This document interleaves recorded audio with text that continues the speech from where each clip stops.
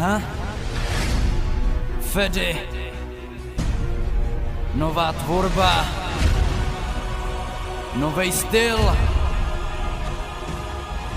Yeah. Aha.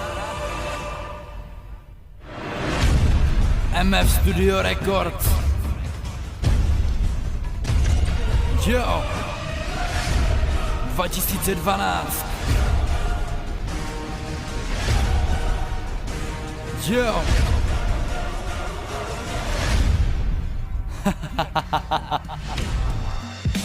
Mám svoje sny a stavím si je doma. Mikrofon mám před sebou a k sobě mě furt volá. Mám svoje pohodlí a nechtěl bych ho měnit. Poslouchej mě kámo, chci ti něco sdělit. Dělej si všechno tak jak to máš rád. Seď si doma na prdeli nebo pojď a hraj.